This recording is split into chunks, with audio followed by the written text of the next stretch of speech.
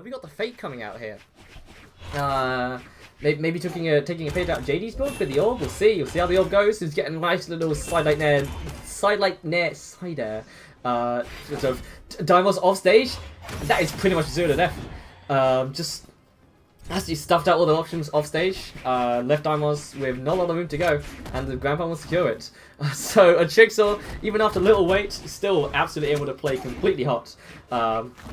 At a moment's notice, as we look for the Scythe plays there, you know they want it. Scythe there is just so incredibly good at low damage ranges, and staying aerial is so good at all damage ranges that there is just such many options. The double sighting comes through, and the triple sighting quadruple sighting comes through.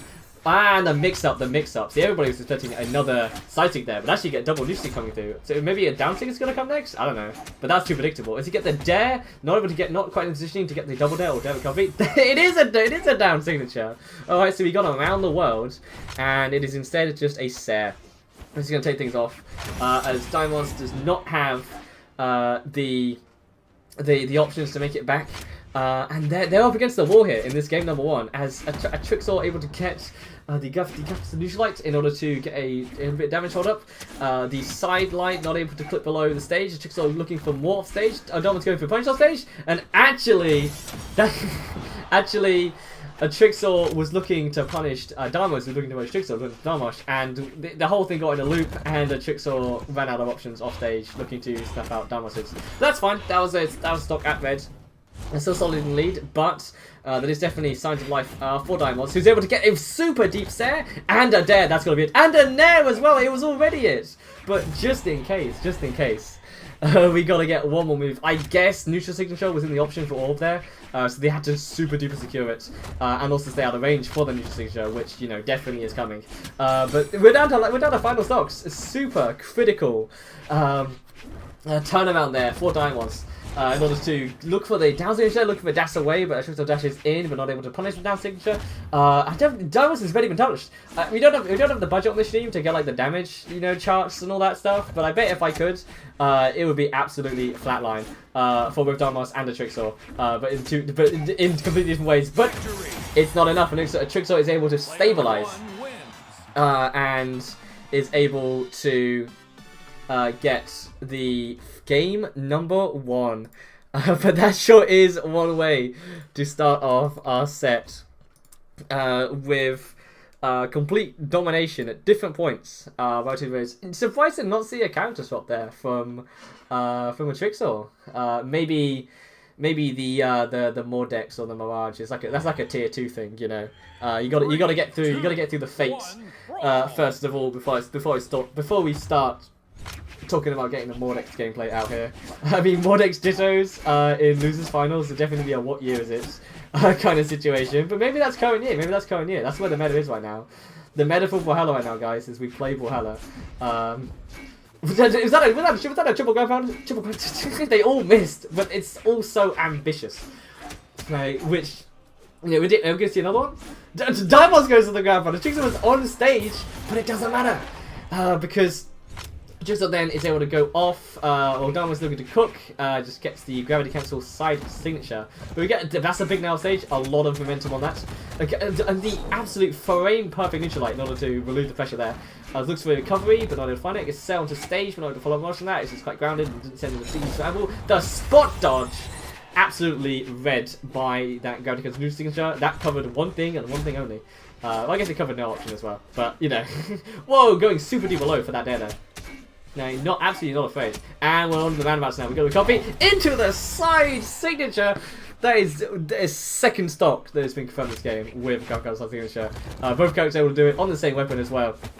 Absolutely able to turn what it is. Another D6 donut. The D6 haven't been huge, but their time is coming. Their time is definitely coming. This is when you least expect it. The critical D6 it could be right now. Nope, DeimoZ actually just only able to barely get back to the stage. As a nice little grab side light. Been able to get a follow up of that. The starlight is punished pretty decently by the downlight on orb. That being quite a difficult move in general to come to punish. The recovery hits, but it's really super low.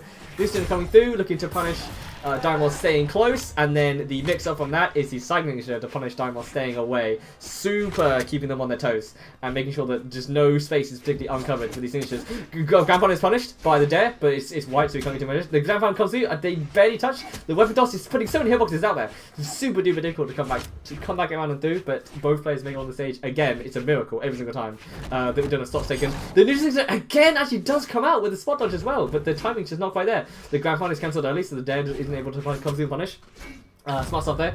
Trying just to bait Aatrixor into perhaps throwing out something. But the recovery there is quite nice, but it's still at this damage range is not good enough. The reverse dare comes through, one more mix up, but they're able to position themselves above DeimoZ and ride the recovery back on the stage. Side things comes through, but Aatrixor has jumps, or was jumping in that position. That was going to see the we're both happy. It's just dash and options. It's just dash and options all today. A dare comes through. Side signature looking to finish off the game how we started, but not quite. DeimoZ going to go high. The set over the ledge. We're definitely the DeimoZ is going to send it, right? Oh, but Aatrixor thinks it. Aatrixor dodge.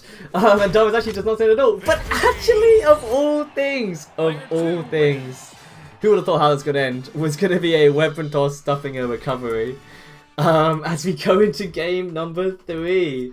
And what is this? Not the character swaps that I don't think any of us were expecting here.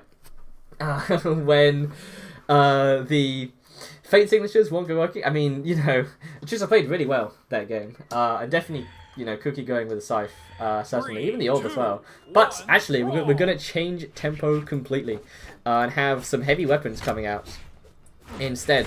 With the Mordex. So, I mean, Mordex can have a tough matchup, especially against a player like DeimoZ, who is super on it with the pressure, is super in your face, just putting up so many hitboxes and really punishing your movement. That when you kind of equip that heavy weapon, if you can't really break the mold and start disrupting DeimoZ's timings, your weapons are just slower, and you will have a bad time.